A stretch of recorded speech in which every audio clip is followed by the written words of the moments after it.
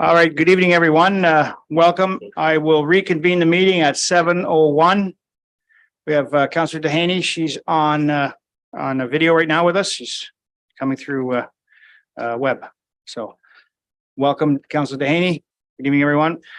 I'll read the land acknowledgement. As visitors on this land, the town of Bradford is going to acknowledge that the land on which we gather today is the traditional territory of the Shinnecock Nation, which includes Ojibwe, Odawa, and Potawatomi Nation, collectively known as the Three Fires Confederacy. We recognize the Huron-Wendat, Chippewa, and Haudenosaunee nations have walked on this territory over time. In times of great change, we recognize more than ever the importance of honoring Indigenous history and culture and are committed to moving forward in the spirit of reconciliation, respect, good health with all First Nation, Métis, and Inuit people. I'll now ask for a moment of contemplation.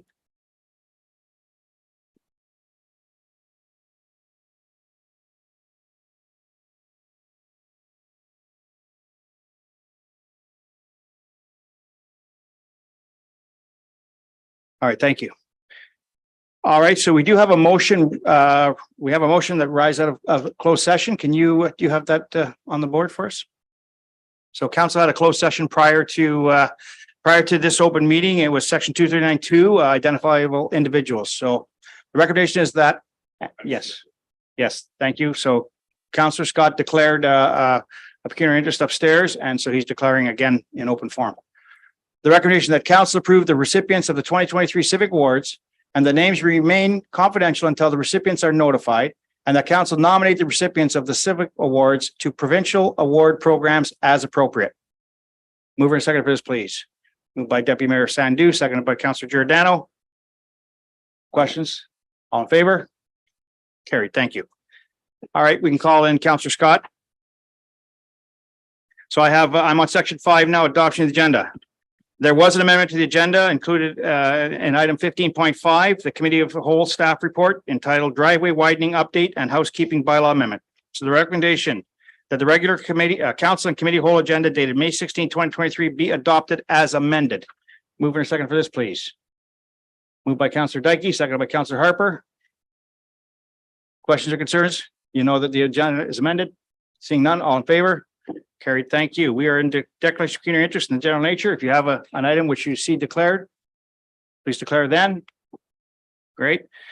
There are no presentations. We are on to section 8. We're into deputations. I have right now 8.1, Mr. Brent Fellman and Hank Aldengeist, Bradford Bypass Interchange. Come on. Join us up here. You know how to work the mic. Folks, we have 10 minutes for your deputation, so okay, perfect.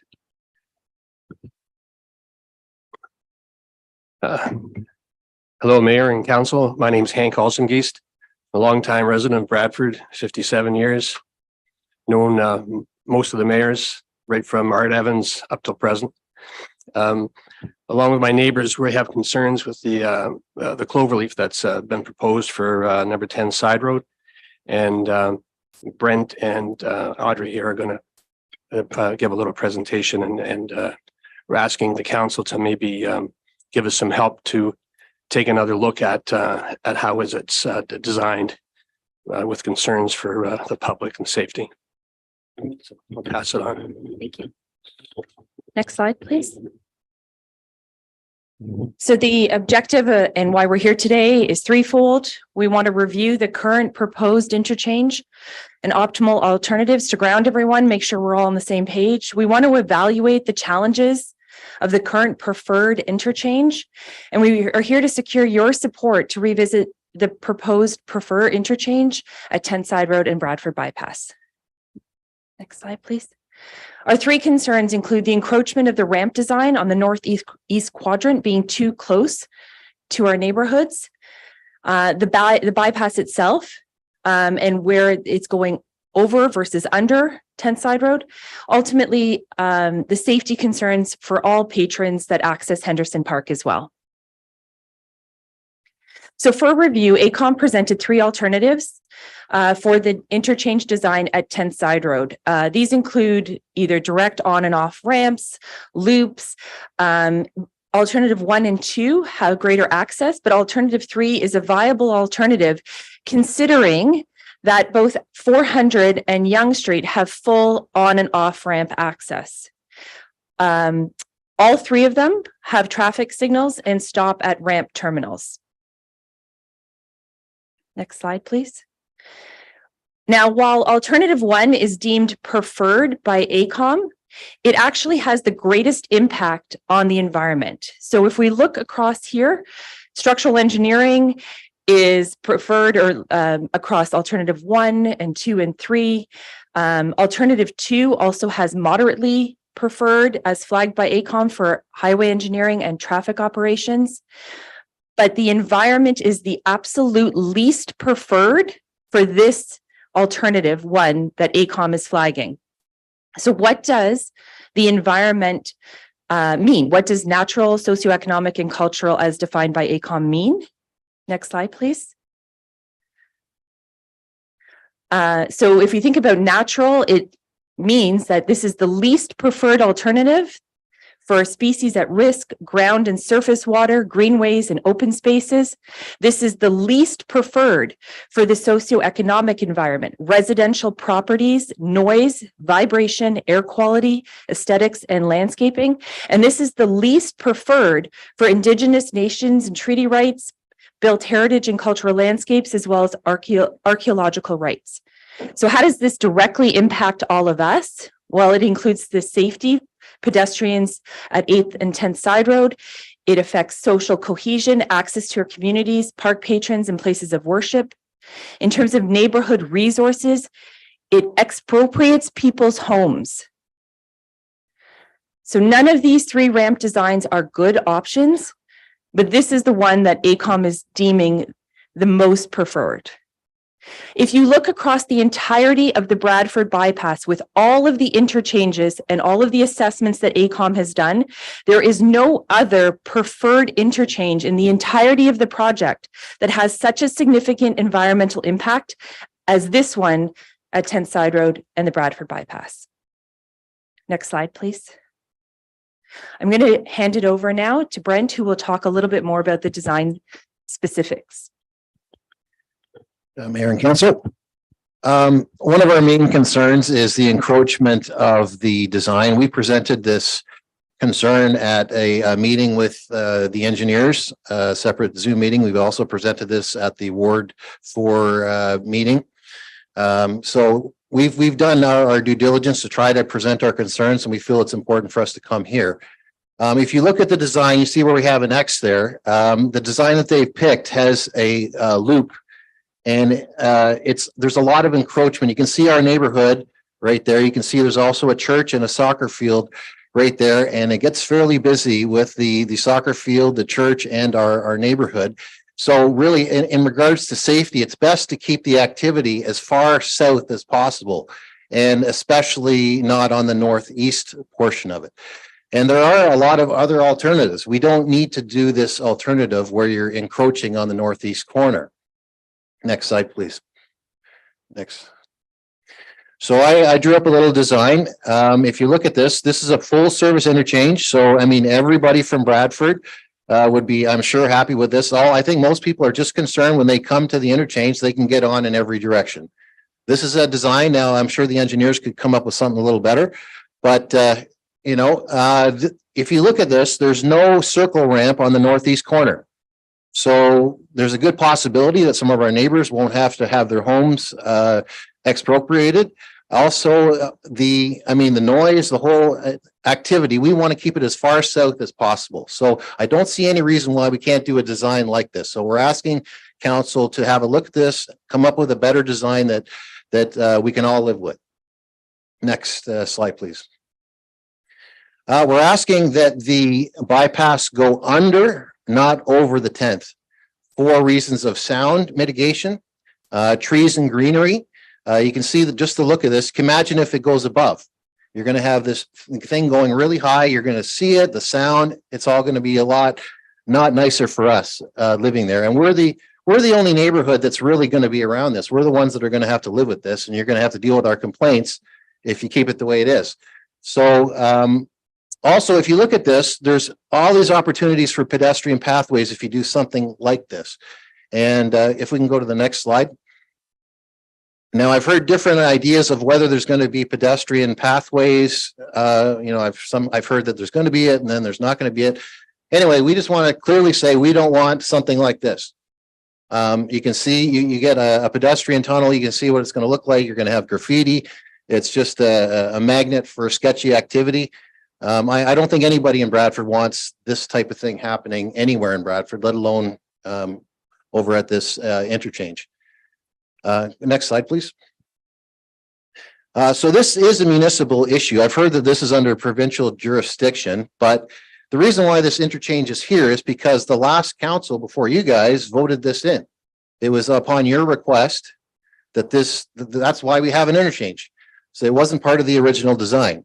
So we feel it's incumbent upon the council to, because it was your idea in a sense, to address any design flaws and come up with a design that works for everybody. That's basically what we're asking. Next slide, please. And we'll pass this over to.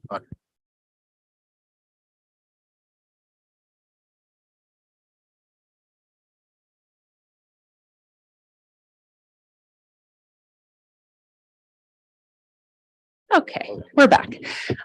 So in summary, we wanted to just reiterate that, we support the Bradford bypass. We even support the interchange at 10th Side Road and the Bradford bypass. Now we are requesting your support for safer access to Henderson Park patrons, increased community access to our neighborhoods, and minimizing the impact of the encroachment on constituents' property. I always struggle with that one. We will share with you that we have several signatures that we've gathered that we're happy to share with you all. Of the 100% of the people that we spoke to, none of them were aware of how invasive this design was. Many were not even aware of the interchange going in, and 100% of them are supportive of the review of an alternative interchange. Simply, we want to ask for your support to review the designs, help us mitigate the negative impacts to enhance the positive outcomes of the Bradford bypass for all of us. And that's what we're here to share. Okay, that's it. Thank you very much then. Thank you for presentation. I will ask if any council members have any questions or concerns with the deputation. Councilor Giordano. Thank you. Thank you, everybody. Fantastic presentation. I'd like to commend all of you for putting the time and the effort into this. It's not easy to just come up and do a deputation, but to be researched and to have a well delivered presentation with not a complaint, but with potential solutions. It's very, very good for us as council to also see what you're thinking as well. As you know, I do support an alternative or look at an alternative solution. It's a very challenging puzzle piece when you have ministries and you have provincial governments all involved in something like this. The interchange itself, after looking at more and more of the data and understanding how exactly to get vehicles away from our streets and our subdivisions and out, we need the interchange. The question is what interchange, and that's what you did a very good job presenting some ideas. So I would like to call on my fellow council team here to say, what can we do? We need to our job as council is to sit there and support our people. So what can we do to go to the provincial government and ask them, the MTO, and say, can we please ask you to consider a different design? Can you look at the data? Can you look at solutions to see what we can do to deal with that? I guess the Northeast and I guess the Northwest as well, both of the northern corridors of that.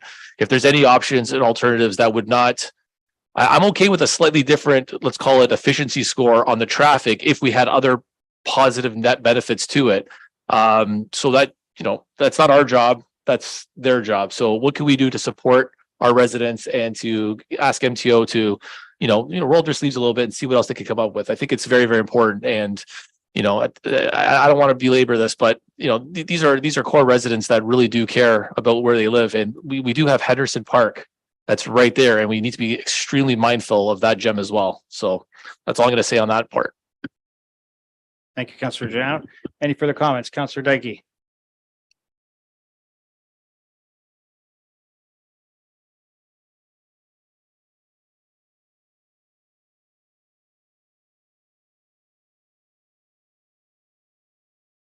Of course.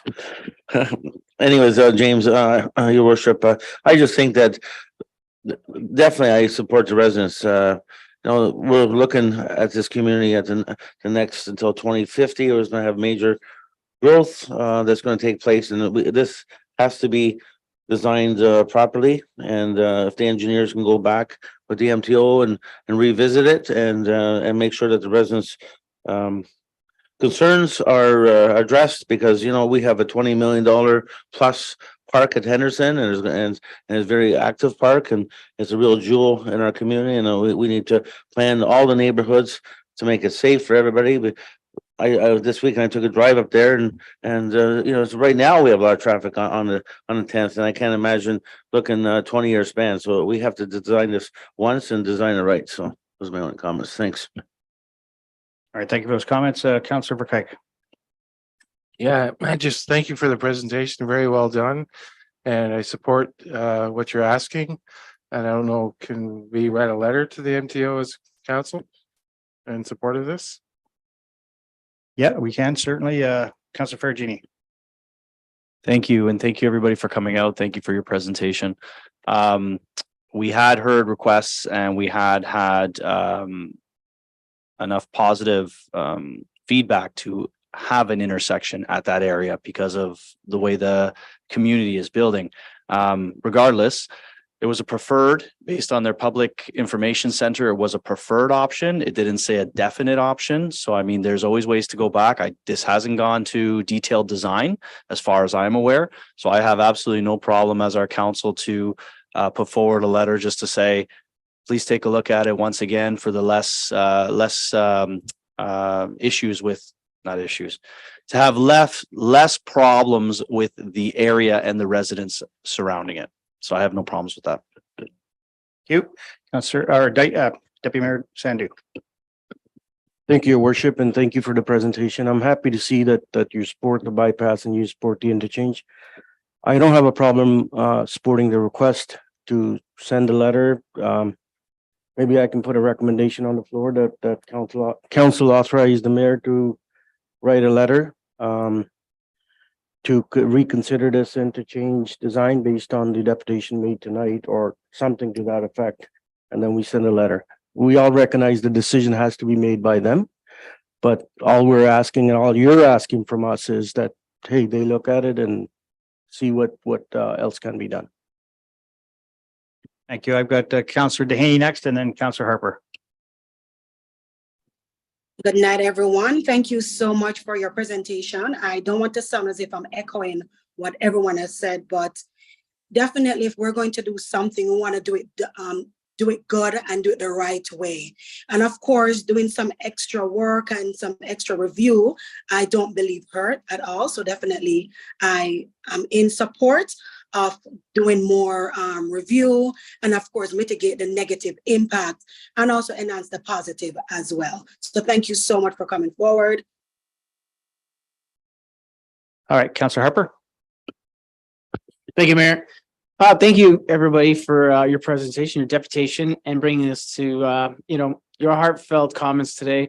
And, your support for the Bradford bypass, knowing that it will definitely help us with the traffic. I definitely am going to second Deputy Mayor Sandu's recommendation there, if I could, for the letter, and just reiterate the importance of this for our town as well. All right, thank you. And thank you for the deputation. We appreciate that. I think I've seen this at the Ward 4 meeting, and I did at the Ward 4 meeting commit to saying that I would send a letter down to MTO to make sure that, or to the ACOM to make sure that they review that and give us, if there's an alternative, let's look at an alternative. So certainly we can do that. We'll send a letter down to them for sure based on that. So I have, Deputy Mayor, you put a recommendation on the floor. So have you got something written there? Deputation of Brent Fellman. Yeah. So recommendation that the deputation that Brent Fellman and Hank Aldengeese regarding the Bradford bypass interchange be received, and that council authorize the mayor to provide correspondence to the provincial bypass Bradford bypass team requesting that the interchange at Side Road 10 be reviewed to consider an alternative design. Okay. I know Sure. when I sent in the deputation, I didn't know Certainly put her name down.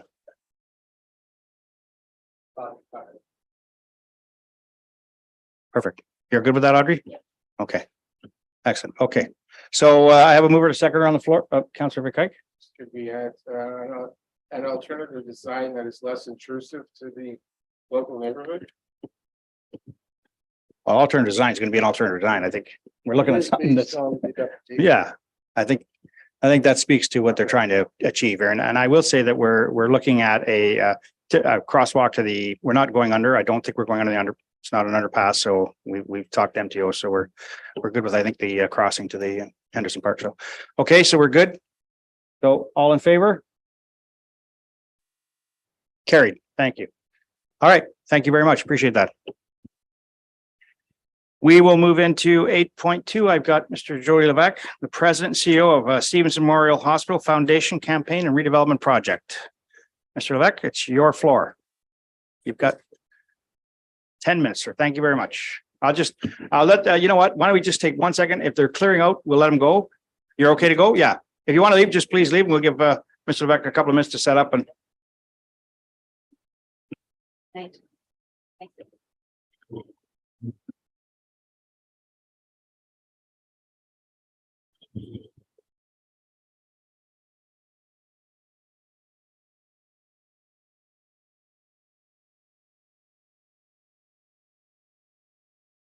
All right, Mr. Rebecca, it's your turn.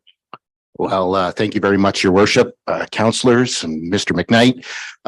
It's a pleasure. For those who don't know me, my name is Dr. Jody Levesque. I'm the president and CEO over at Stevenson. I come from a long line of working in healthcare. I think I'm in my 42nd year. Worked at 9 hospitals all the way from Northern Ontario to 17 years at South Lake.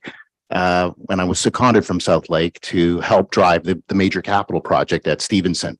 And I'm in my 9th year there, and I've been on a dogged journey to redevelop that 1964 building. And just so that you know, many of your residents come. When you got wait times at South Lake that sometimes, and I love that shop, but the wait times sometimes are over 19 to 24 hours. Stevenson's got the second fastest wait times in the province of Ontario. And I'm quite proud to say that out of 74 medium hospitals. So at Christmas time and at times when things get really bad, your community looks to Stevenson. And many seniors who come don't like the drive down Yonge Street, and they don't like driving up the 400 RVH. I've never come to council before because it's the market share for constituents, or AKA patients, tends to be between South Lake and RVH, and I've given deep respect to my CEO colleagues. So I don't come here, but I think it's important that council get an update and understand what's happening over at the Alliston Hospital. So I'll be less than 5 minutes. I promise I won't make an ask. Your mayor and deputy mayor have seen me. I'm also the chair of the Simcoe County Hospital Alliance. That's the 7 hospitals in Simcoe County where we work together around the Hospital Alliance policy. There's a $45 million commitment over 15 years for counselors who don't know that. That's kind of like putting a pie in front of 7 CEOs and saying, please divvy this up and come to council with recommendations. So I've been sharing that for 2 years and have a meeting on May 26th with the 6 MPPs respectively to talk about how we work as hospitals more collaboratively versus competitively. Next slide. So when I came in 2014, we had looked at trying to get 50 acres from a local developer and build a greenfield site like Collingwood was doing. Government threw it out on its backside, said, no way, Jose, we're not allowing medium hospitals to build new hospitals, even though it may be cheaper. The marching orders from the government and health capital branches, you work with your 12 acres of land on Fletcher and figure it out. So we had a rejected submission to the government. And over the course of up till 2018, I worked to go through the 6 steps. And this is what was approved when Premier Ford came 2 summers ago, and now Minister Jones to expand the hospital. And this is what was approved. It was to actually, do a 2-story wraparound addition, maintain our heliport, and keep working with that old 1964 building, even though for those of you who are developers, or have done a renovation on an old home, tying together civil and mechanical engineering, it could go on for an hour, but that was what was approved. And I didn't know how I was going to maintain running a hospital when I have to knock 3 sides of it open, doing a construction. But that's what was approved. And so rather than fighting it or going against Capital Branch, I said, thank you very much, Mr. Premier. We'll figure it out. Next slide. Treasury Board approved us. We're the only hospital in the province of Ontario that's a build finance. It's not a design build finance. So IO doesn't enter the structure until stage 4. It's really important to understand that. What the government did is said, Mr. CEO, you go ahead and figure out how you're going to design this hospital. This is what we've approved. You figure it out. So we went out last summer for an RFP to the province and hired Kasian Architects as our architectural firm to do the design work. And I'm no architect. I'm a healthcare administrator. I put the challenge in front of them, figure out how we're going to design a new hospital. And this is the lengthy list. I won't go on about what was approved, how you're going to make this work. And I said, I know, how am I going to make it work? Next slide. This is a marathon, not a sprint. So RBH and South Lake, they're in major capital. They're trying to build new and expand into Innisfil, et cetera. But it's a 25 to 30 year process with government. And it usually, the process of developing a hospital outlasts 4 to 5 CEOs. And every time a CEO gets involved, different changes happen. They don't like this, they don't like that, and it delays the ability to deliver a project. So part of my doctoral dissertation and like my marriage, I'm in it for the long haul. And so I've been there for 9 years and we have the approval.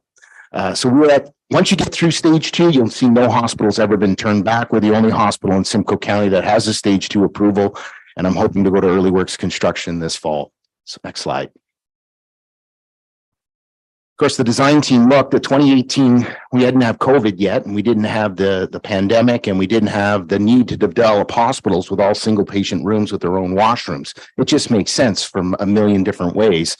When I had done the design originally, you could do 80% single rooms and then 20% had to be your AKA ward rooms for those of us who are of my vintage. But when we got the architects involved over the summer, they said, well, Jody, the hospital is going to go from 108,000 square feet to 140,000 square feet. Got me up. I had panic attacks myself. Good thing I have a mental health background because the footprint is only 12 acres. And how am I going to get 140,000 square feet on 12 acres of land? Next slide. They also, because it's a build finance, IO doesn't run the whole show. We get to run it. So these are the consultants that I've had to become more familiar with. The geotechnical firms, our cost consultants. We have an old building called Mary McGill that's there for anybody who's been to Stevenson. It's 1902. It was the old nurses' residence. It's full of asbestos. I've worked with the local historical society to ensure that we will honor that building and we will do honors to First Nations, et cetera, in the design.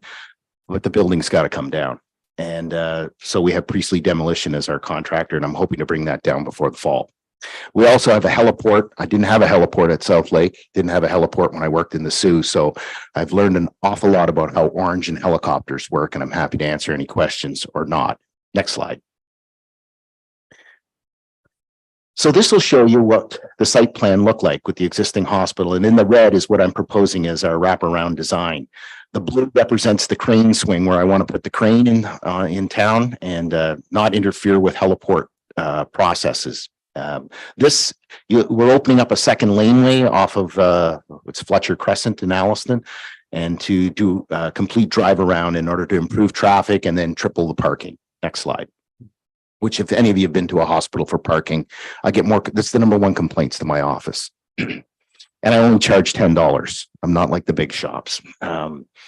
Anyway, so the design is this. This is one of the other things we had to work with is our local town council around deforestation. It's a big, huge issue there. We have butternut trees, which, as you know, can take 15 years to get through the province to cut one down. We've just finished our arborist review. And we're looking at being able to remove the yellow shows you how much of the forest we actually have to remove in order to make the new design work. Next slide. How am I doing for time? I got 3 minutes. So yeah, so there's the old stage 2 proposal that was approved. And this is what we're going to do with our current proposal around our stage 3 design. We're going to actually keep a 24-foot, 8-meter corridor between the two buildings. It gives business continuity because I've got an old and a new, and I don't have any place in Alliston if we have a disaster. At RVH, if patients get into a code green, you can take patients over to the local college, right? In Alliston, we got no place to put patients. So this actually gives business continuity, stops the idea of having to tie old mechanical to new mechanical, keeps the old hospital running, and it allows me to design a patient corridor in between the buildings that will reflect the design of the community. And for those who haven't been to the Alliston, it's always sunny. I know Bradford, West Gwillimbury is always sunny, but we're always 2 degrees hotter. And we need to have all the windows, all the patient rooms will have access to and views to the Boyne River, which I'm pretty excited about. Next slide. Yeah, you can skip that slide. We're running out of time. Just gives you a sense of the design. So essentially, greenfields are brand new hospitals where you go out like what Markham Stouffville did. South Lake is what we're doing. It's a redevelopment on an old site. So it's what they call a brownfield development. And this essentially is a greenfield hospital on a brownfield go, because we're getting a brand new hospital and then 140,000 square feet where the old building is about 70,000. So I'm doubling the footprint of the hospital plus being able to keep the old building. Next slide.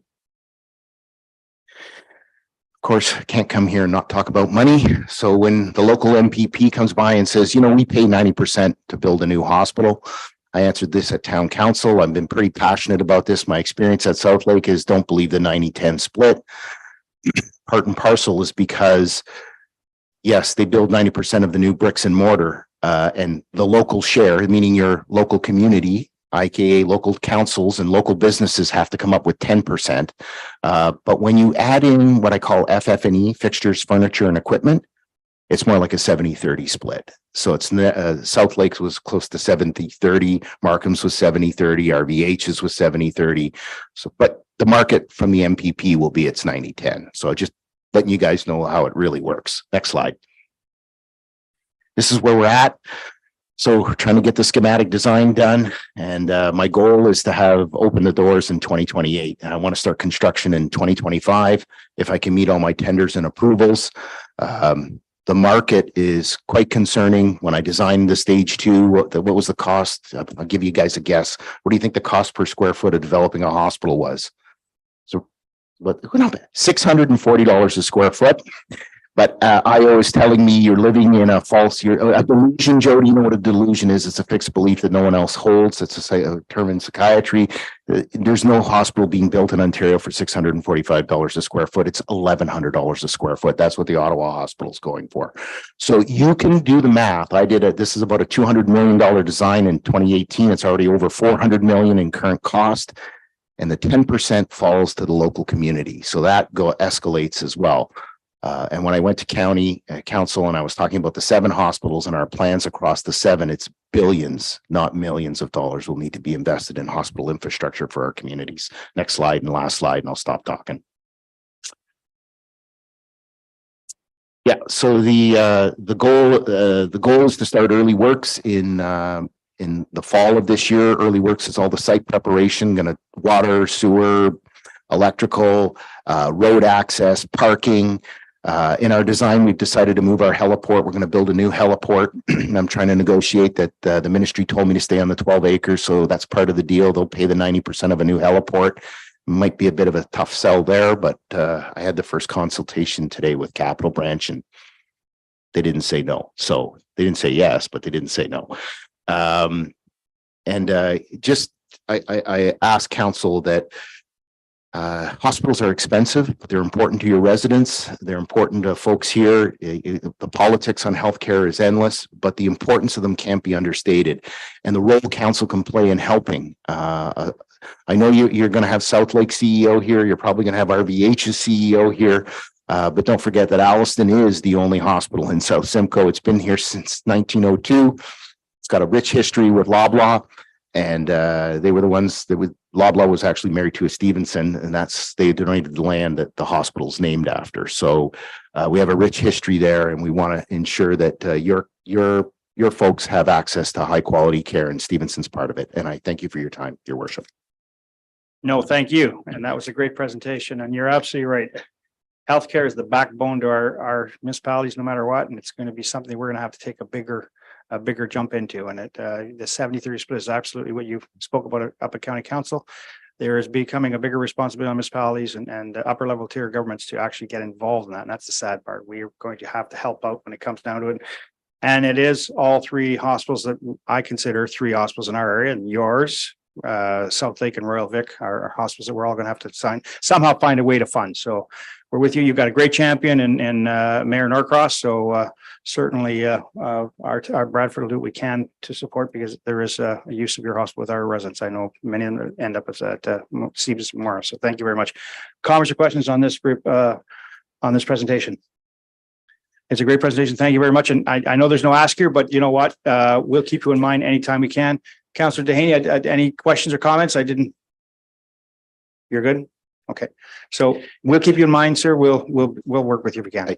Always an open invitation for any counselor who wants to come. We serve great cookies, coffee. Just let me know. I'll show you what a hospital looks like that's been dated and out serviced. And I'll show you the art of the possible about where healthcare is going to be in 25 years. So please don't be a stranger to Allison. Thank you, Councillor Scott, for taking time to pop in and ask about our redevelopment. Take care. Thanks. And sir, I've talked to many residents in Bradford that use your hospital, and they say it's the best. So thank your staff for what they do. All right. Thank you. Safe ride home. We have open forum. Anybody signed up at open forum? No, your worship, there's no participants for open forum.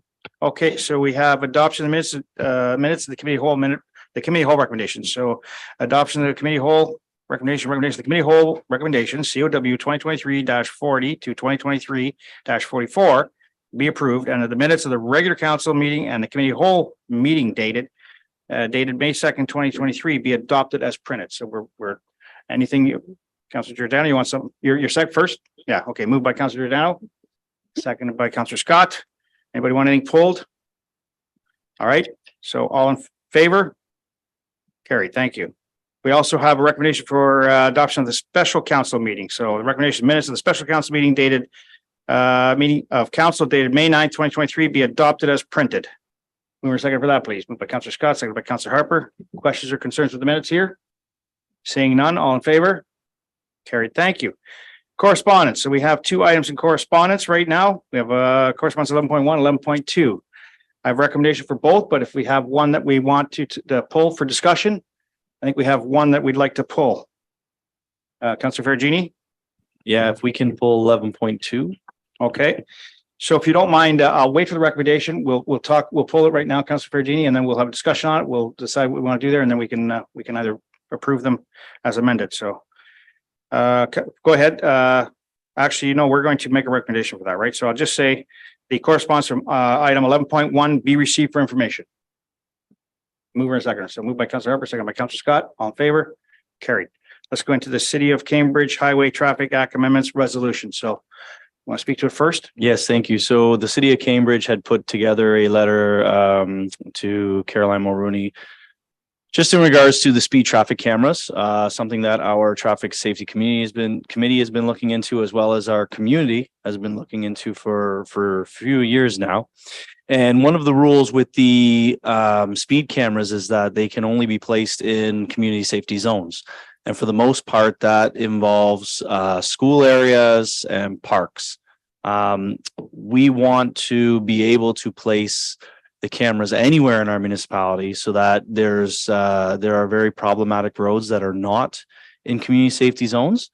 And we would just like to echo what the City of Cambridge has put forward to Caroline, to Ms. Mulrooney, and state that we would also like that to be opened up so that we can place it not only on our community safety zones, but other areas in town that we know are problematic. So you'd like to echo Cambridge's resolution. So full support of Cambridge resolution. Anybody else comments? Councillor Dykey? Oh, okay. You're in favor of that. Do we have a recommendation that we can put up there? So Councillor Ferragini, I'll read it. And if you're okay with it, that council advised the Ministry of Transportation that it supports the City of Cambridge's request to amend the Highway Traffic Act to provide municipalities with discretion over the deployment of automated speed enforcement systems. You good with that? Yeah, I'll move that. Okay, moved by Councillor Ferragini, seconded by Councillor Dykey. Question, concerns with this one? Seeing none. Oh, your question? Councillor Harper, question? No, okay. All in favor? Carried, thank you.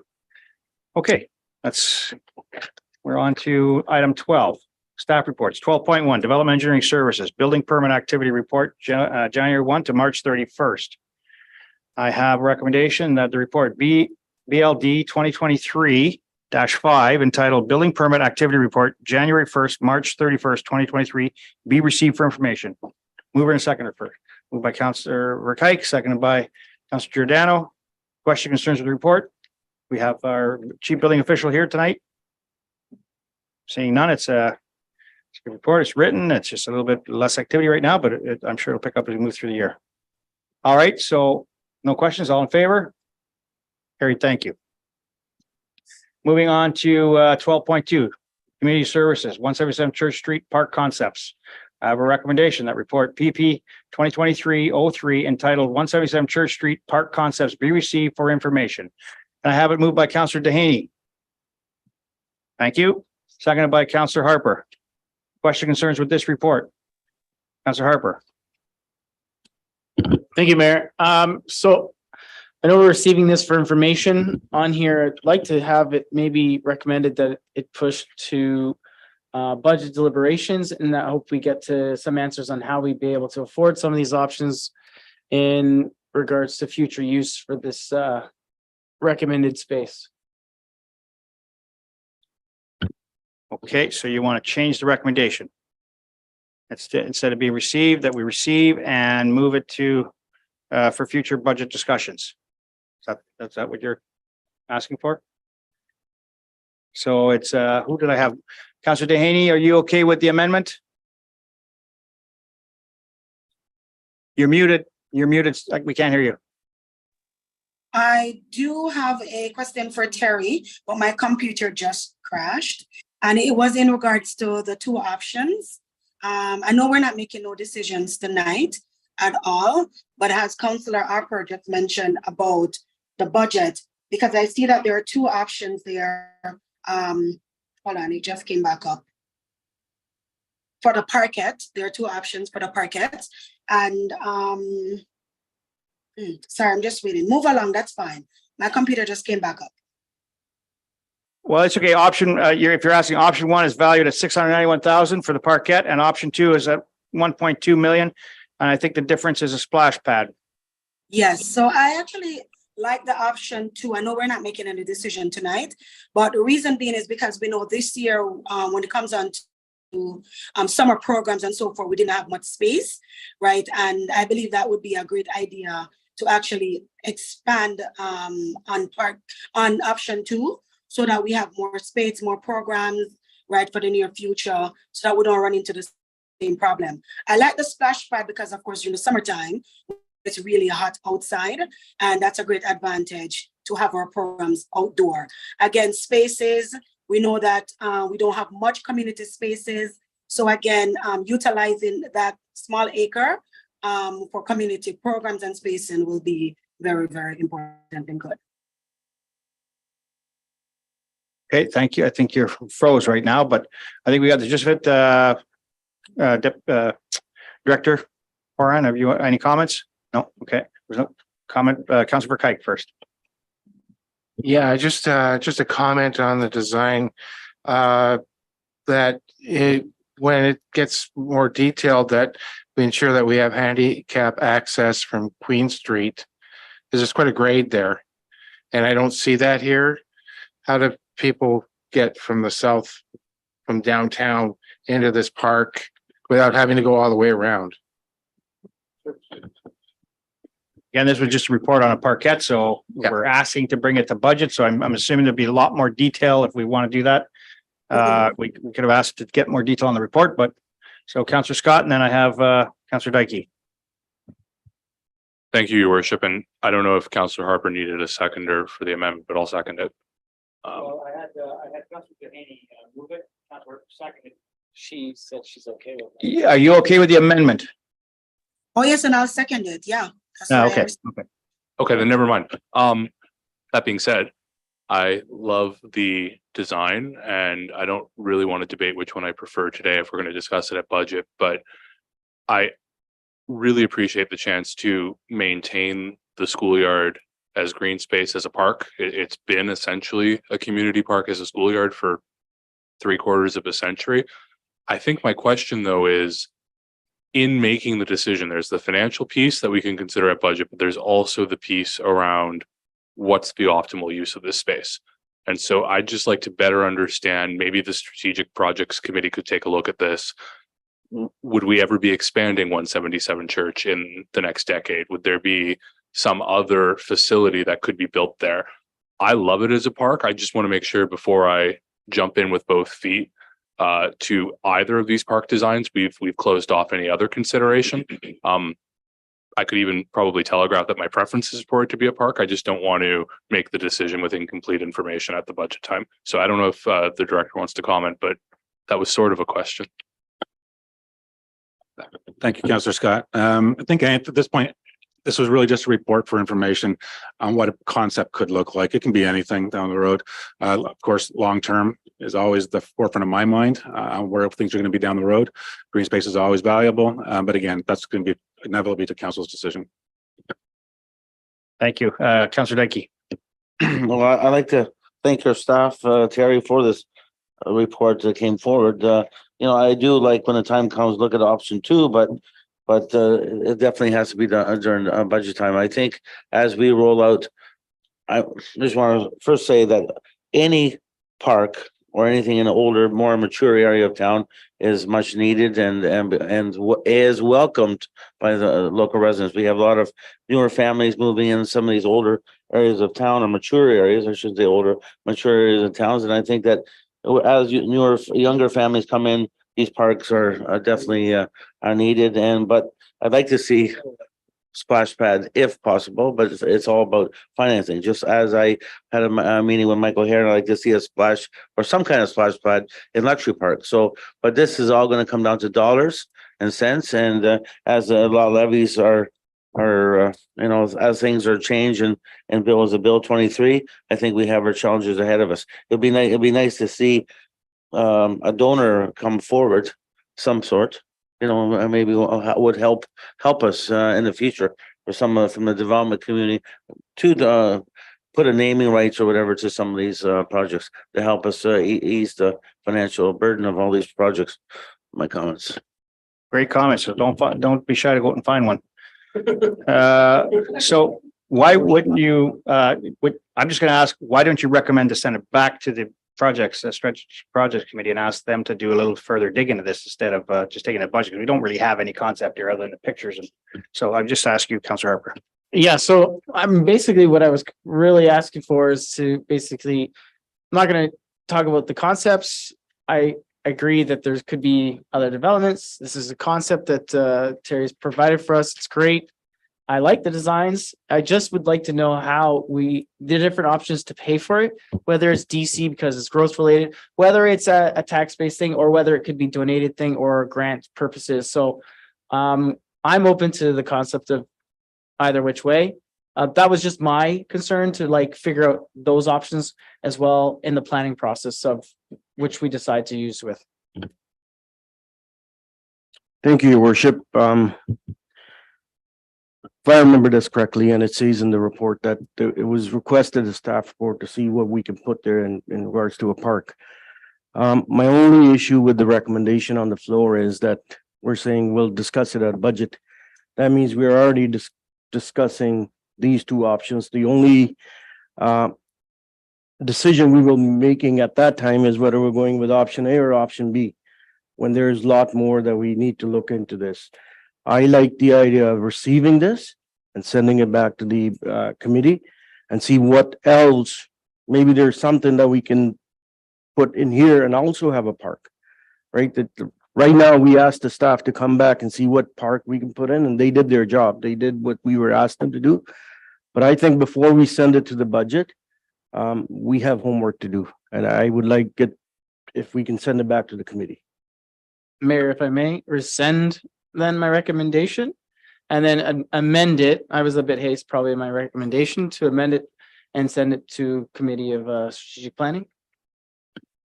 Further discussion. Councillor Jenna, you good with that? So are we, Councillor Dehaney, now you move this. So are you good with that we receive this report and we send it to the Strategic Projects Committee to review for further discussion? Oh, yes. And I definitely trust Terry on this as well. right? Terry, being our director, I know for sure that whatever decision the team or the staff is making is in the best of the residents in our community, right? So, yeah. Yeah, it'll come back to council anyway, but it just throws it to the project committee, let them deal with it, let them come up with some ideas, talk to staff, and then we can kick this around on what we want to do. Councilor Giordano.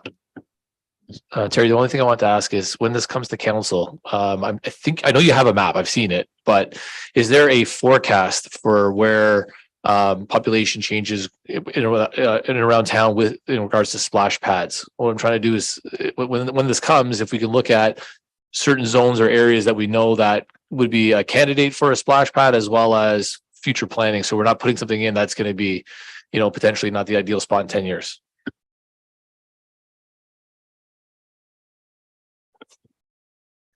Thank you, Councilor Giordano. Of course it is. That's written in the report as well. Like, this is only a park at. We typically would never put a splash pad in anything under the size of what a community park is. Like, we're talking Lions, Henderson Parks, the larger parks that we have around, because that's the broad capture area of those areas of residence. But just for that one idea of this is a community, it's going to be beside a community hub building, potential for summer camps to be out of that. It could be another amenity for that purpose, and it would fit. But that is the only concession I think I could really realistically see. But of course, we know that everybody wants more splash pads in every one of the neighborhoods, but we are trying to place them strategically in all quadrants. Okay, so we're good with the recommendation. So receive and send it back. So, okay, we're all good. All right, all in favor of the recommendation as amended? Thank you. Okay, we're good. That is, okay, request for staff report. We're at 13. Request for staff report. Any requests for staff reports tonight? Okay, seeing none, we will move into, council moves into the committee hall. So recommendation the council resolves results in committee hall. Moved by Councilor Giordano, seconded by Councilor Ferragini. All in favor? Carried, thank you. I will just give a minute. We'll turn it over to Deputy Mayor Sandu. We'll take let's 1 minute or two. You want to, anybody need a break? No. Okay, let's go right back.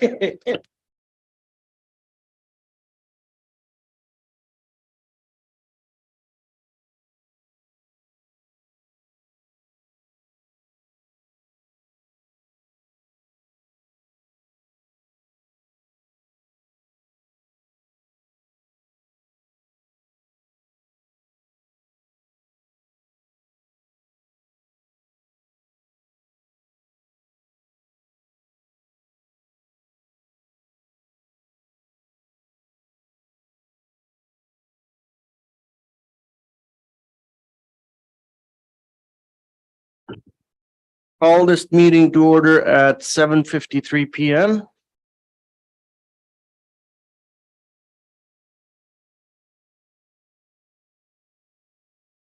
Any declaration of pecuniary interest or general nature?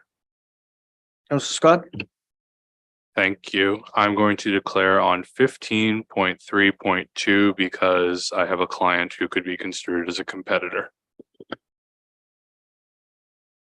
Thank you. So noted. Okay, 15.3 staff reports. Sorry, did you say you're gonna declare on 15.3? Which one? 2? Okay.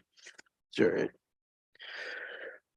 All right, so 15.3.1, development engineering services, request for extension of draft plan approval, owner, Battery Developments Inc., Geranium Development, Bradford Corporation.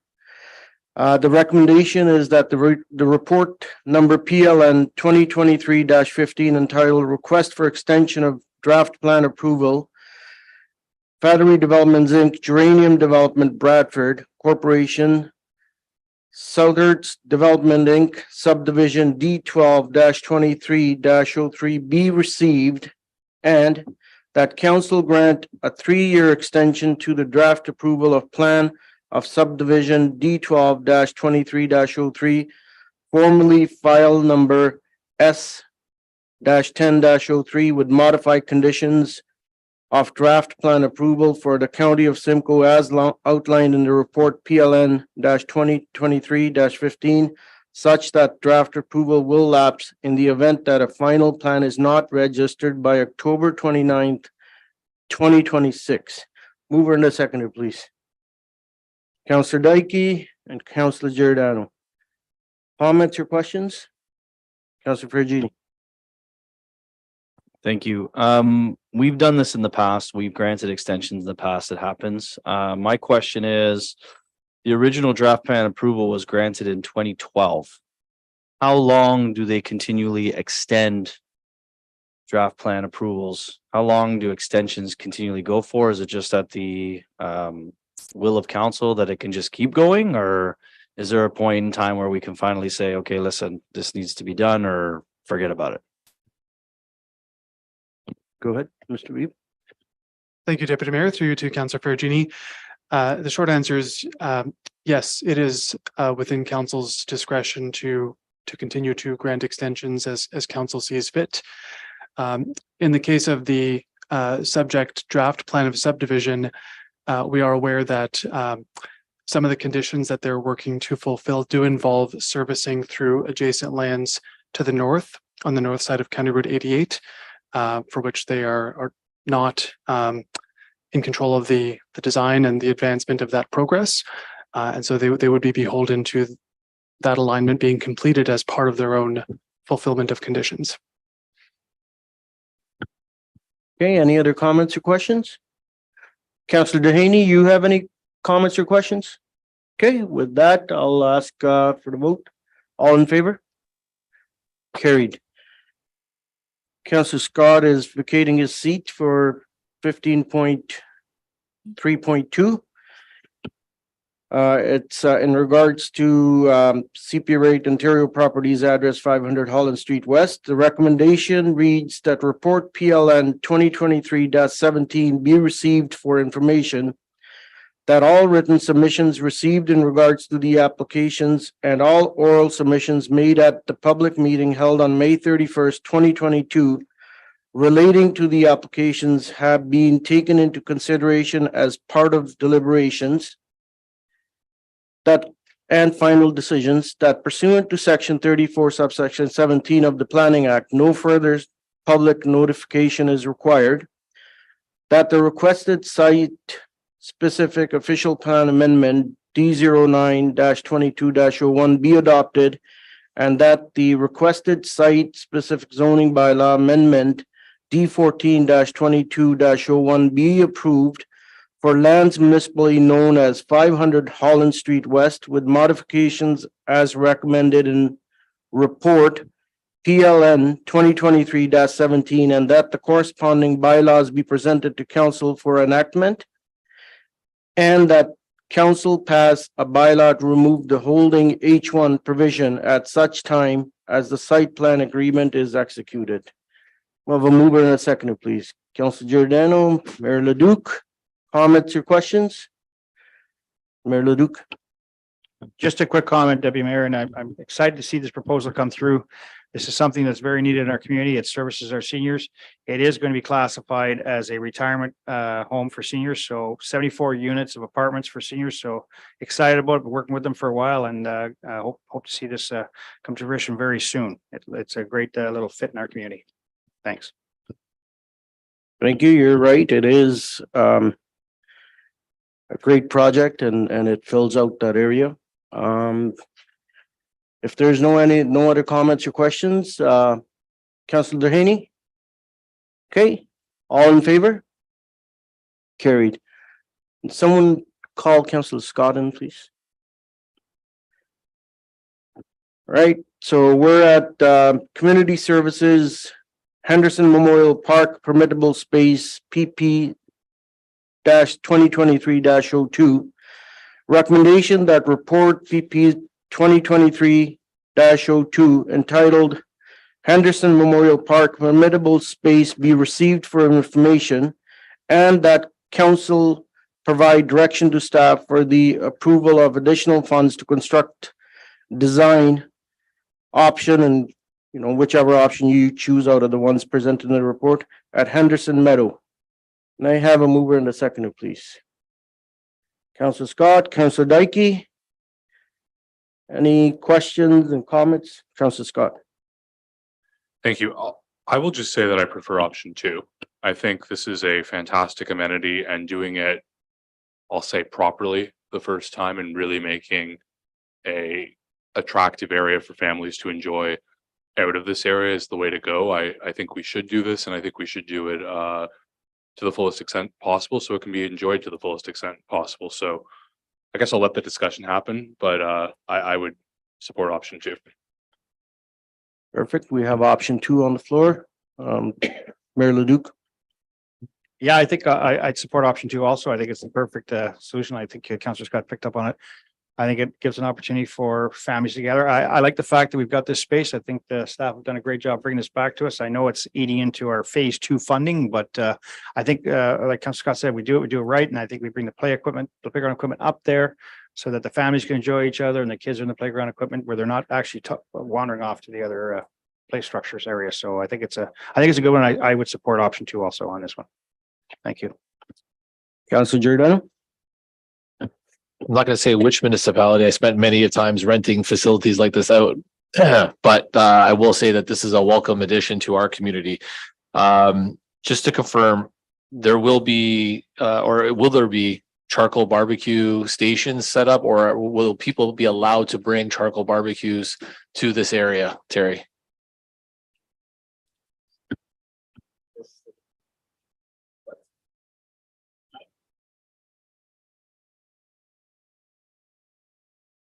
Okay, I will let our director answer that question.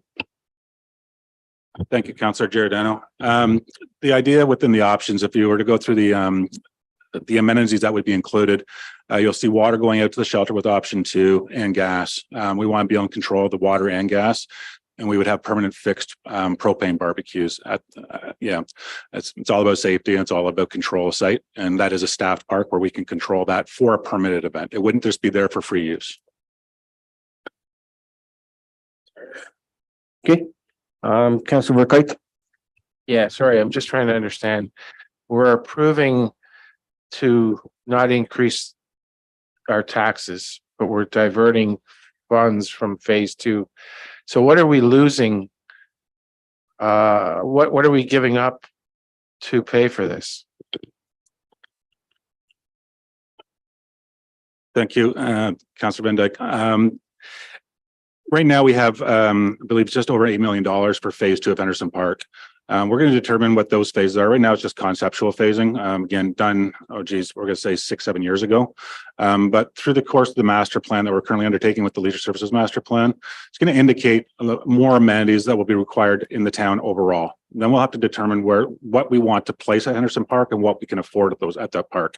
It hasn't been determined yet, but we're going to have to be conscious of our funding envelope and what we do select. Thank you. Any other questions or comments? Okay, with that, all in favor? For option 2. Do you want me to read the whole recommendation again with option 2, or it's understood? Okay. All right, all in favor? Okay, carried. Thank you. All right, Office of the CAO Town Hall Project 125 Simcoe Road, CAO 2023-9, recommendation that the report CAO 2023-9 entitled The Town Hall Project 125 Simcoe Road be received for information, and that staff be directed to issue a request for proposals for the preparation of a town hall development plan as detailed herein. Mover and a seconder, please. Councillor Scott, Councillor Harper.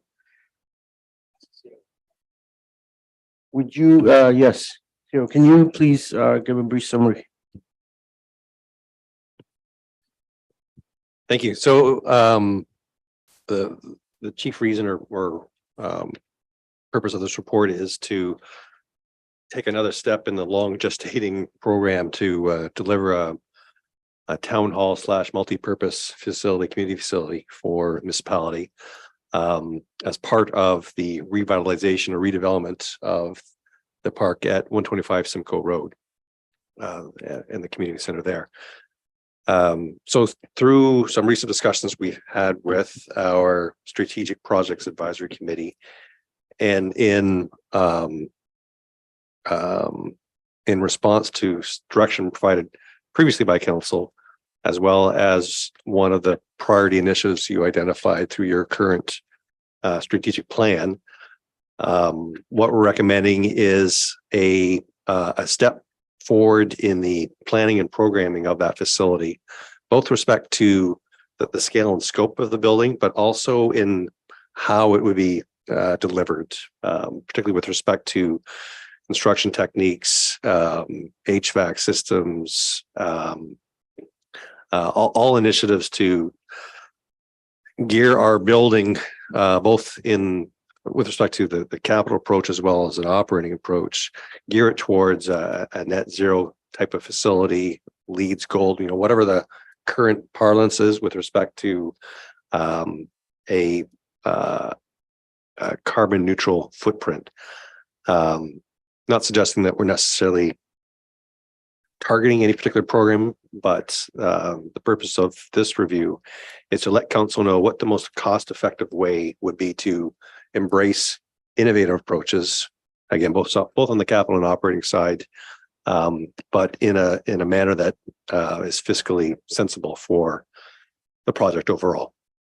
So, as laid out in the report, we want to finalize the space needs of the facility, exactly what the components would be, at the same time evaluating these different approaches and techniques to delivering the project. I expect that this work to be completed within the year. We'll have some options for council to consider to really set the final program for the building itself. And then our next step after that would be to get into the detailed architectural design of the project, with an expectation that we could tender actual construction possibly later in 24. So that's the time frame. I think it's reasonable. We do have a financial plan in place to manage this. Again, in this next step, we'll refine cost estimates for us, in which case we may need to find that financing plan. But this is all a long time coming. There's been lots of planning in advance of this report. I think we're well positioned to move forward with it, and we just need to take this next step. Thank you for that brief summary, and I agree, this is something that's long overdue. And it's going to set our municipality for years to come, where we're going to have a town hall and we're going to have staff under one roof. I have Councillor Scott, Councillor Dyke, and Councillor Harper, did you put your hand up? So, Councillor Scott. Thank you. I think this is really exciting. We've talked about this for a decade of discussion, and in the last year, really, I think people have started to see that there's an element of progress being made. The county next door is under construction on the affordable housing facility. The older buildings the town acquired right at Simcoe Road were demolished last week and the land graded. And that would be the site of the town hall right at the front of these properties, which are about 18 acres. I think moving forward with the town hall is so important to a bunch of our strategic priorities. The deputy mayor mentioned staff morale, having staff under one roof, the efficiencies that come with that, both in terms of how staff operate and camaraderie and team spirit, but also customer service.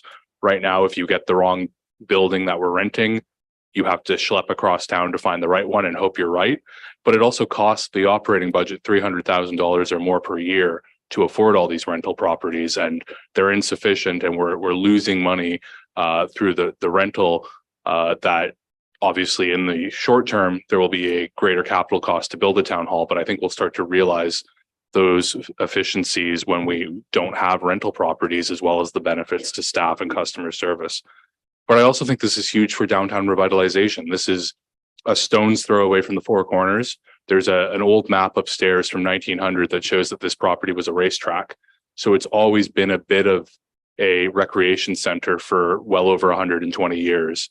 And we want to see that maintained. The town hall, when we say a town hall, what we really mean is a civic center with a performing arts venue, the council chambers, the administration buildings, under the current plans that we're reviewing, some recreation amenities, some meeting spaces, I think a green roof and a civic square were proposed. And this is phase 2 of the full master plan. The idea of more recreation on that property, not less, a central park, and really revitalizing the park and the recreation amenities that have been there for 60 odd years in their current form.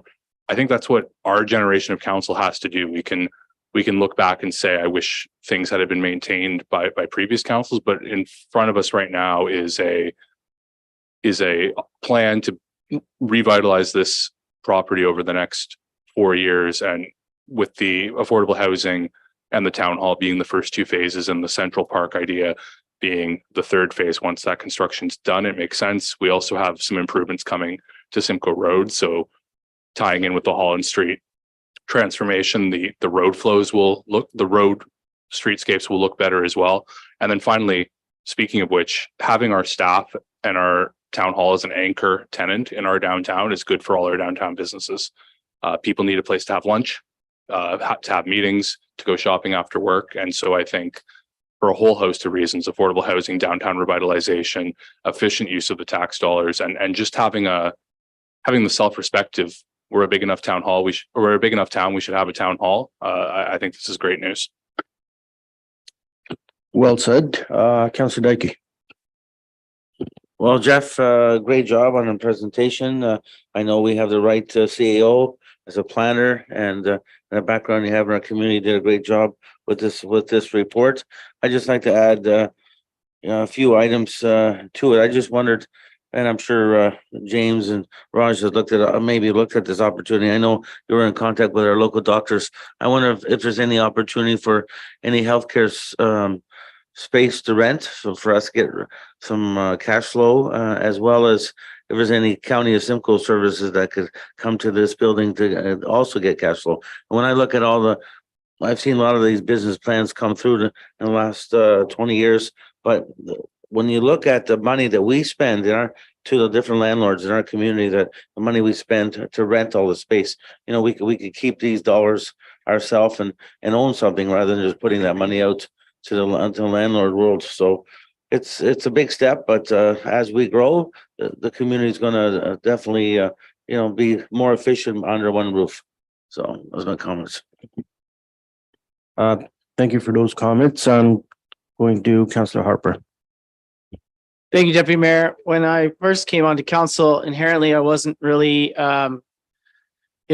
excited about a town hall, mostly because I didn't think that it was necessary. But looking at the size and seeing the inner workings of how much we rent and spend in regards to the rental properties, and the confusion that it kind of does create in regards to our staff situated all throughout Bradford. And then in comparison to the municipalities surrounding us that already do have town halls, it's exciting that this is actually an opportunity that I'll be part of, as along with council in our history of Bradford, to creating a town hall that will bring everything together, and the opportunities that we have to actually look to the future. When I look to the future at some of these plans, I looked at what could we get to the maximum of our capacity and what will actually benefit us. And having, in my suggestion, what I like here is option 2, because it has a lot of more recreational spaces. And we know that that is a real need here, necessity, that we could use for what I guess my friend here, Councillor Dykey, was saying is revenue generated spaces as well. So that would be my option when I'm looking at these, recommendations here for the site plan. And this is actually something I think that is necessary for the business. When I receive a call, and I'm sure other councillors and even the mayor and deputy mayor, when businesses want to come and propose, or developers want to propose ideas, and they say they're going to meet you at your office. I just got a call today and I'm like, well, I don't really have one. I have shared space, I think, where we have like boardrooms that we can set up. But I think this will be a great idea for business to really take Bradford serious, knowing where we're headed for the next 20, 30 years in this town, and where we're going to be looking for and situated for our capacity, our population. I'm excited about this now. Thank you. Thank you, Councillor Harper. Mayor Leduc. Yes, thank you, Deputy Mayor, and thank you to our CEO for writing this report. I think it's a great detailed report. It talks about past councils making some decisions. This council gets to action some of this. We've got the finances in place. I think it speaks a lot to what we need to do to move this community forward. It brings in a lot of efficiencies in the end, and I look forward to what the committee comes back with. Those 4 folks on that committee, good luck. It's going to be a lot of fun doing this. look forward to the net zero somehow. We need to use, and we've been out, a few of us have been out at some of the conferences and the expos that are going on, and we've looked at some unique techniques for building, and I want us to really keep use your imagination to a sense, but make sure that we deal with this for the 100-year project, because this is a building that we got to look forward to for the next 100 years. So let's make sure that we do the best we can to deliver a building that has a net zero impact to our community and to the earth when it comes down to climate change. All right. Thank you. All right. Any other comments? Councilor Jordan? So as one of the members of that strategic planning committee or strategic project committee, there's two things I just want to kind of reiterate. So number one is we're trying to work with the town staff and everyone else that's involved to make sure that this is a multifaceted space, that it can be repurposed and reused for many other options as opposed to a single quarters for one option only. So that gives us a lot more flexibility in when it comes to what we're building and how we're using that building. Number two, to the net zero, my take is I don't want to sacrifice a quality building with a budget to try to achieve a net zero. I think you work hand in hand together, but I wouldn't want to overspend to try to get super net zero green initiatives when, to sacrifice, parts of the building for that. The last comment I want to just make about this project is it's a super exciting space. It's actually going to tie in perfectly with some other areas here in town. So when you look at, on the far east end, with a structure like this, with a facility and the green space around it, the library, the town square lawn, and then Henderson Park, we basically have three beautiful spaces that are all tied together in a very short period of time. So I think that's going to really benefit all the residents across Bradford. I'm really excited to be part of this team, and I look forward to the advancement of this for sure. Thank you for your comments. The way when I look at this project, I see something that's going to be there for hundreds of years. We have the opportunity to do it right, and we're going to do it right. I have full faith in our staff, and I have full faith in my colleagues on the committee and the council colleagues around the table. Councilor Dehaney, you have a question. Yeah, we're getting a town hall. So my question actually is there like a 3D visual of what this facility or what the town hall will be looking like, or we haven't reached there yet? Because seeing that and see what it's going to look like is also good. I don't know if we're there yet. I will let our CAO answer that. Thanks, Deputy Mayor. We'd all love to see that. We're not quite there yet. There are no renderings of a building. So we really will use this next stage for council to determine what the box will look like. After that, we get into the design. That's when the real creative, fun stuff happens. To give us some real nice aesthetics around the box itself. So we're still some time away from that, but I think everyone else is just as excited to see that too. Awesome. Thank you. Okay. Any other comments or questions? Okay. All in favor? Carried. Okay. The last item is the addition that was added to the agenda, and we amended the agenda earlier. And it's corporate services driveway widening update and housekeeping bylaw amendment, COR 2023-2. Recommendation that report COR 2023-2 entitled driveway widening update and housekeeping bylaw amendment be received for information, and that council approve the amendment to the entrance and driveway width extensions bylaw attached to this report. Mover and a seconder, please. Councilor Ferragini, Councilor Verkuyk. Before I open for questions and comments, I'm going to ask our Director of Corporate Services, Mr. Lee, to come and provide a brief summary.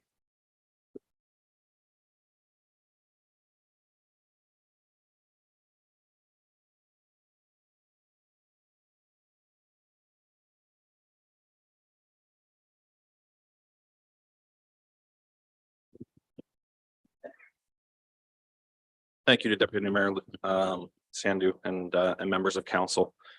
So what you see before you here today is a brief update of some of the issues we've been going through the last 7 years as a municipality, and the bylaw amendment that seeks to address some of those on a very short and a quick basis. So the long and short of it is, in 2017, we passed a series of bylaws, road use and entrance with bylaws. They were intended to deal with town interests within the municipal right of way and to deal with new entrances throughout the municipality. So these are things like a road occupancy permit, protecting our trees and utilities within the right of way, and then having guidelines for staff to consider when reviewing a new entrance or the enlargement of an existing entrance. At the time, the prevailing thought was, with respect to a driveway widening, because there are many bylaws, 4 or 5 bylaws that can be fairly complex in their nature, depending on what construction exists in the community. Prevailing thought at the time was we would consolidate the review of these bylaws into a single permit application. So easy for the resident, one application, staff would review this, get them their permit issuance, and they can go ahead and do their project.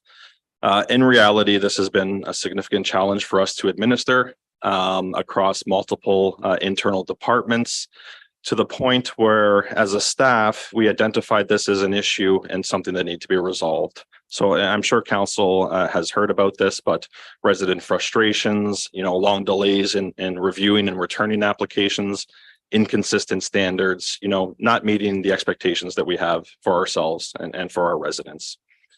So having identified that internally as a staff group, we kind of looked to the best way to address these issues. And I would submit to council that what you see before you tonight is an interim type solution. It's a solution that is something we can do quick without having to amend zoning bylaws, other existing bylaws. And it's really an interim type solution that would address some of the concerns that we've seen over the last couple of years, to a point where, if there needs to be a broader review on design standards or zoning bylaw amendments or whatever else the future may entail with respect to driveways, I would respectfully submit, let that process, carry itself out in the future. What we're doing here today is trying to address the issues we're incurring now, with residents and some of the concerns we're seeing, particularly for this summer and for any subsequent summers moving forward. So, and not to belabor the point, but to briefly go over how this would kind of play out, what we're proposing to council is to no longer require a driveway widening permit.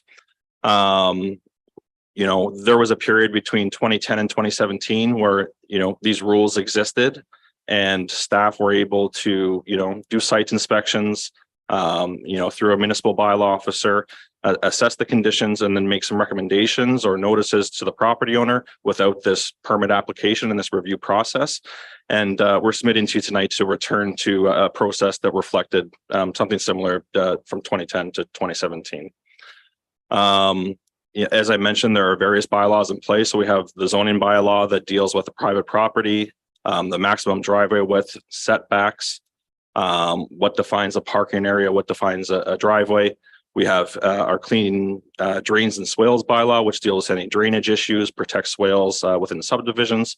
We have our road use bylaw that deals with the municipal right of way and any damage to municipal infrastructure. And then we have our driveway entrance bylaw. So you can see how, all these pieces of legislation kind of come together when you're talking to any, lay resident or someone who's not an engineer. I mean, this can be fairly complicated things to communicate and to certainly understand from a resident perspective. So I want to emphasize with council that none of these rules, zoning, drains and swales, road use, entrance, none of the standards have changed.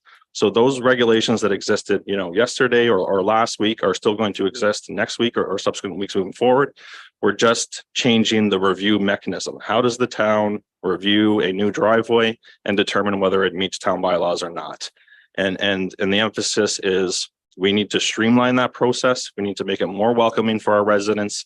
We need to emphasize customer service. What we're doing is not working. And this is kind of acknowledgement and a reflection of that. When we respond to any concerns moving forward, what we're going to do is emphasize what the property is actually being used for, as opposed to what we figured it intended to be used for. So under current standards, if you concrete or improve your front yard and it's an entirely flat surface, what we would say to any resident is, well, because a vehicle can fit there, we're going to consider that part of your driveway, notwithstanding whether you're using it or not. And then you'd have to make modifications from there.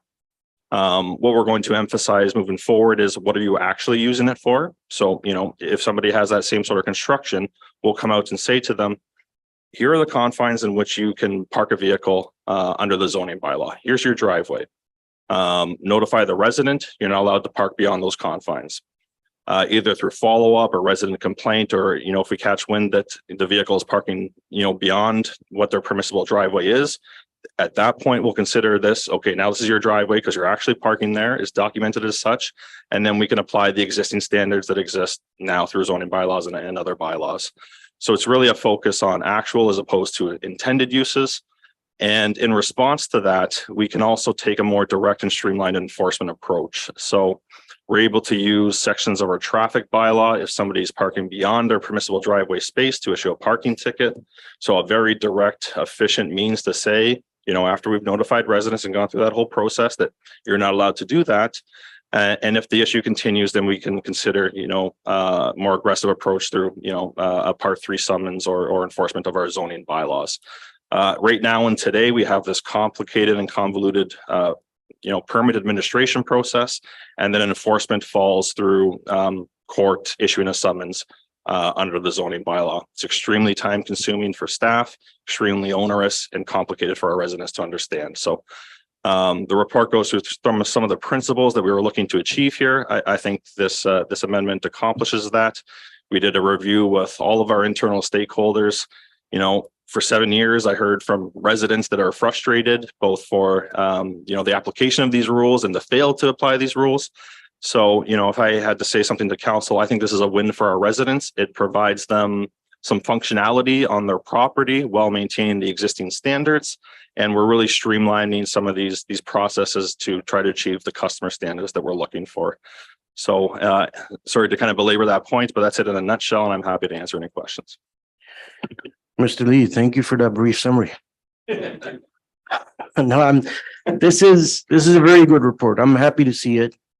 You're right. This is gonna help with take away some frustration and stress at both levels, at the residents level and with our staff. And I think this is a common sense approach. I'm happy that we have this before council, and I'll open the floor to any questions or comments. Councillor Harper. Thank you, Deputy Mayor. Thank you, Director Lee, for your comments there and providing this report. I think it's a great win. I'd like to direct your attention to 416, and it talks about the curb. Now, I know this is probably, when you do the driveway extension, this is probably one of the bigger issues that has happened in the past, where people would modify the curb or take it away or move it around there. It says here to explicitly needs the approval by the director. If we're actually putting no restrictions on the extensions, what's the process here for this? Would we need a permit then to take this curb away? Maybe you could clarify that for us right today. Through Deputy Mayor to Councillor Harper, thanks for the question. So a lot of these rules and regulations are put in place, in consultation with other departments. So a lot of what you see here is reflecting some of the standards from our transportation department that they would like to see. My understanding is we don't want residents or contractors to cut our curbs. It affects on-street parking standards. It doesn't meet up to the standards that we design these sort of features, et cetera, et cetera. There may be some instances either through a new driveway entrance, a site plan, some other form of permission in which, a new entrance or a driveway cut could occur. So we didn't want to say, well, nothing whatsoever, period. We wanted to say, we don't want residents to do this. We don't want to do this as part of a residential typical driveway enlarging, but, afford through this bylaw other opportunities through town approved processes where that could happen. So this wording kind of reflects, once you have, explicit permission of the director, in this instance, Director of Community Services, to alter that curb. Once staff have provided that approval, then you can go ahead and undertake that work. Thank you, Deputy Mayor. Just a follow up to, okay, so if they do cut the curb, because what's this, let's just back up. Educational purposes, how are we going to like explicitly give this information to the public? Do we have a plan on conveying this information or this change as well to our residents? So I'm keenly aware and hypersensitive to the messaging that gets out to the community. You know, what I don't want to say is go ahead and do whatever you want. Like I said, the broad rules that govern maximum driveway widths, setbacks, provisions for driveway alterations, those haven't changed, right? What we're changing is how the town determines, are you compliant or not, right? So for any contractor, residential property owner, nothing really changes in terms of the maximum width in which you're allowed to expand a driveway. We're just trying to change that review process to something that's more manageable, more efficient for staff. Okay, any other questions or comments? Councilor Giordano. I could tell you that many residents, especially in some of the newer subdivisions, as the warm weather approached, they are on fire with their works to their driveway, their paths, their backyards, their fences, everything else. Thank you very much for doing a common sense approach that cuts the red tape out, makes it a little bit easier. Again, there's still guidelines in place to make sure that they don't do anything silly, but at the end of the day, this wasn't, you know, this is a lot easier for residents to deal with. So, you know, on behalf of many people, including myself in the past who have done landscape work, thank you. Okay, I see no other comments or questions. I don't see Councilor Dehaney up there. Any questions from Councilor? No, thank you. No questions. Okay, so with that, I call all in favor. Okay, carried. There is no new business. 15.5, recommendation that the committee of the whole adjourn at 8:32 PM. Councilor Giordano and Councilor Harper. All in favor? Carried. It's all yours, Mayor.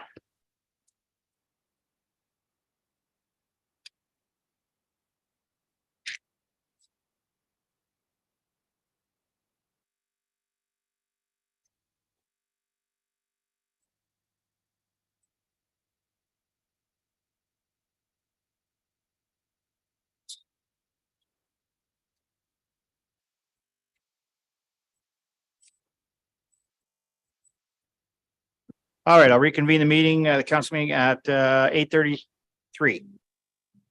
Committee minutes, recommendations. The following committee minutes and recommendation items are received. I'd ask any member, would you like to pull any of the listed committee items for further discussion? So these are the minutes of 17:1, 17:2. Anybody want to pull anything there? Seeing none, so I will read the recommendation that the committee minutes and recommendations, items 17:1 to 17:2 inclusive, be received and approved. So this is committee minutes for strategic projects. There's just minutes there. And the same thing, recommendation to the council direct staff to do those to temper. Councilor Harper? Yeah, can we pull 17.1 and discuss an item in there? That's possible. Okay, okay, I'll take that off then. So we'll go back to. My apologies. Yeah, no, that's fine. So 17.1. So I'll put a recommendation on the floor, then we'll discuss that. So recommendation that the minutes of the April 24, 2023 Strategic Projects Advisory Committee meeting be received. Moved and seconded by Deputy Mayor Sandu, seconded by Councilor Giordano. Your question on 17.1. So this one basically came down to the sequencing plan for arterial roads upgrades. Katie Madaresi, the manager of capital projects there, provides you guys with a report on line 8. The reconstruction project. I know we talked a bit about it offline there in the email in regards to that. Well, most of the projects for the arterial roads keep going to strategic projects committee. And then we'll read through this. That's just a basic question here. Sorry. Yes, I'm those projects will come through the projects, the special projects committee. Okay. We're good with that? You're good with that answer? Or? Yeah, okay. Okay, so further comments or questions? Seeing none, all in favor? Carried, thank you. So 17.1.2, recommendation of council direct staff to end due diligence on whether a temporary town hall could be constructed on the Don Harrison Auditorium. Moved by Councilor Scott, seconded by Councilor Perugini. Question, concerns? Seeing none, all in favor? Carried, thank you. And I have 17.2 Green Initiatives Advisory Committee minutes, recommendation of the minutes of the April 26, 2023 Green Initiatives Advisory Committee meeting be received. Moved by Councillor Ferragini, seconded by Councillor Dehaney. Question concerns on these minutes? Seeing none, all in favor? Carried, thank you. We're into new business. There's no new business. Bylaws, recommendation of bylaw 2023-40 be enacted.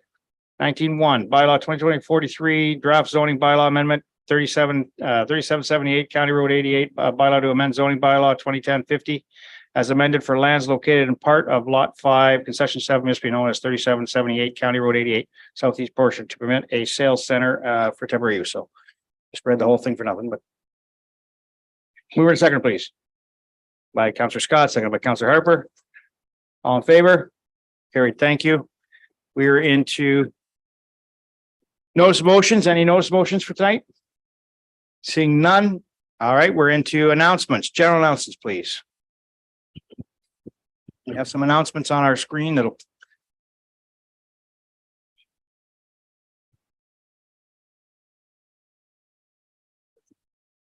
There we are. So we'll start with announcements, proclamations, and flag raising. So May 14th to 20th, we had Police Week. So thank you to the South Simcoe Police and everyone that showed up for that. There was we raised a flag at the Leisure Center the other day. It was very nice. And they had their open house on the weekend. That was well attended. It was great to see that. Nice to see all the toys they have. I guess I call them toys, but they had the what's that flying?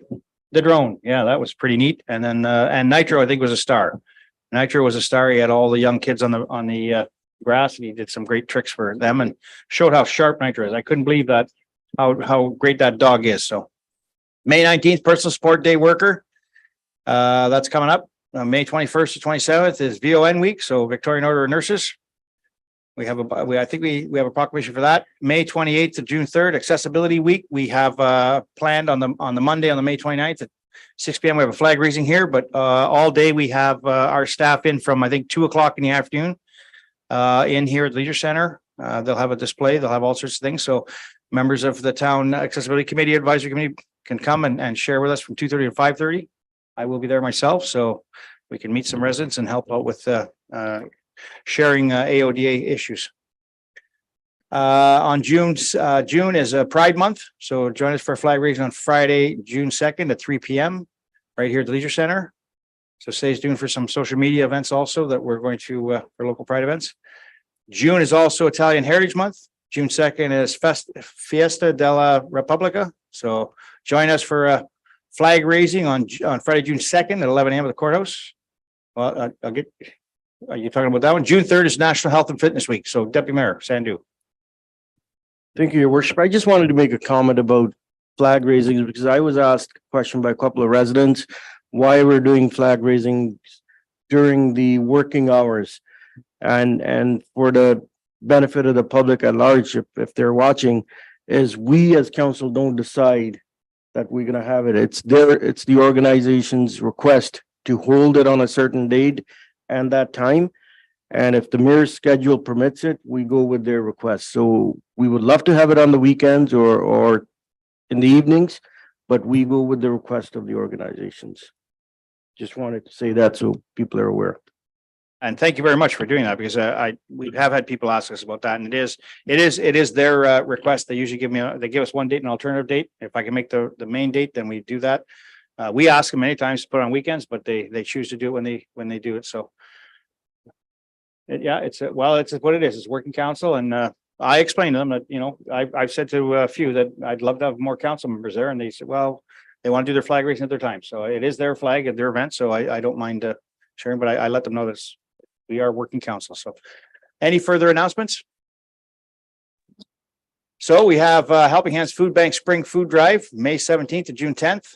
It's drop-off dates for each ward. So touch a truck on. So that food bank drive is is it a friendly competition? Or is that what it's a friendly competition board? So go ahead, Sharon. Go ahead. Yes, it is. And Caroline, which is the CEO for the food bank, should ask to actually make another announcement. We're asking council if they could please share the flyer on their social media pages and also help to promote the event. The date actually is May 27th, 12 to 4. So we're doing it ward by ward. So May 27th will be Ward 1 and Ward 2. So the residents could drop the donations at the food bank on those dates for those wards. And the second one is June 3rd, which is Ward 3 and 4. And the third one is Ward 5, 6, and 7, which is June 10th, 12 to 4. The flyer will be provided. This needs to be updated. So we'll definitely update it on the site. And we're also asking if counselor, if your schedule permits, if you could be at the food bank on those dates, just to meet and greet and just to, represent your ward and the community. Okay, thank you. So Councillor Dehaney, that was May 27th for wards 1 and 2, June 3rd? Yes, sir. May Yeah. 27th for Ward 1 and 2, June 3rd for Ward 3 and 4, June 10th for Ward 5, 6, and 7, and all the donation will be delivered by the food bank. So the residents are asked to drop your donations off at the food bank. There will be volunteers there. Excellent. Thank you. Thank you for that. All right, moving on. We have a touch truck on Wednesday, May 24th. So that's going to be at the new Urban Operations Center down at 75 Melbourne Drive. So 4:30 to 7:30. That's always a great attend. Well, we had the first initial last year, right? And it was just so well attended. So we look forward to a great event there also.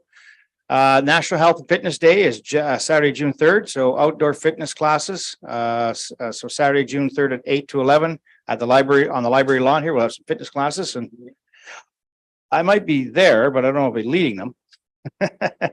I could use the fitness. Don't get me wrong. I could use it. I just don't think I need to be leading it. The people don't need to see me bounced up and down and everything moving. BW Trails Day, the 20th annual Mayor's Hike for Health. Look forward to having that Saturday, June 10th. I'm looking forward to that because I am going on vacation in July and I'm doing a major hike, an 8-hour hike. So I'm hoping that this gets me in shape to do that. I'll be doing that. It's from 10 a.m. to 1 at Scanlon Creek Conservation Area. There's all sorts of activities that day. We've got face painting. We've got all sorts of things happening on that one. So come out to that and see Scanlon Creek. It's our beautiful gem that we have out there. So that's, is there any more there? Yeah. And then we have, so this weekend we have the Bradford Farmers Market kickoff Saturday, May 20th. So 9 to 1. It's in your calendar, folks. So come out to Bradford's Farmers Market, support our local farmers. Curbside treasure hunt days. This is fun too. May 27th to 28th. That is an actual fun day to drive around and see what's out there because you know what? Everybody's trash is somebody else's treasure, right? So they're great. They're great opportunities to share in items instead of putting it into the waste facility. So, and then the last to announce, we have the Mayor's and Council's Golf Classic Friday, June 16th. We have just crossed the deadline for the early bird. So the early bird is gone. We now have to pay. You have to pay full fees to get into the thing. But we still want to see people come out and golf, and we still are not at 144. So if we can push that to get more golfers, we'd love that. Okay. Anybody else have anything else they want to announce? Seeing none. All right. We are then at county update. I turn that to his deputy mayor. Well, there's not much update. We did have the Simcoe County Hospital Alliance presentation, which was similar to what was presented tonight. We had the tour of the regional airport, which was exciting. It was my first time there, and we got to see some famous people's wheels there, and some from Bradford businesses. Which was, when you see a small plane that, not really small, but when you see a plane sitting there, that's from Bradford business, it makes you kind of proud saying, it's a local business that's flourishing.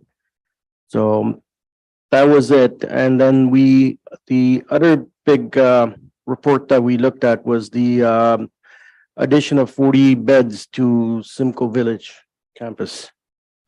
That was it. Thank you for that quick update. You left one out though, one really unique thing. So we went to the airport, the Lake Simcoe Airport. The county has bought 90% stake in it. It's an actual gem for us. It's we're actually going for their accreditation for an airport. They're what they call a drone something to do with drone order. They're not a full airport. They don't have the full accreditation, but they're working on that. It'll be the first one that the federal government has done in over 40 years.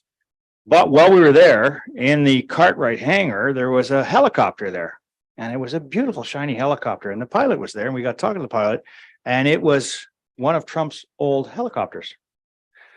It was quite interesting.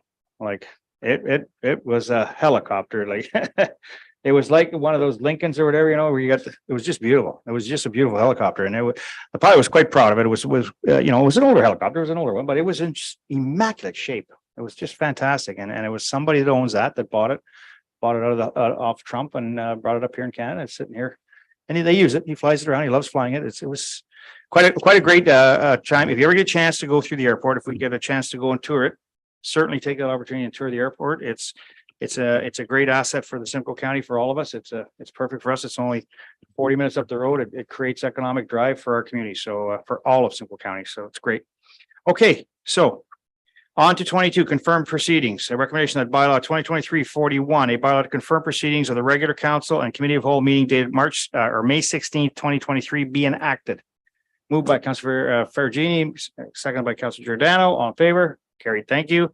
Adjournment. Recommendation the meeting hereby adjourn at 8:46. Moved by Councillor Dykey, seconded by Councillor Harper. All in favor? Carried. Thank you. Thank you everyone for attending. Thank you, Charlene. Talk to you after.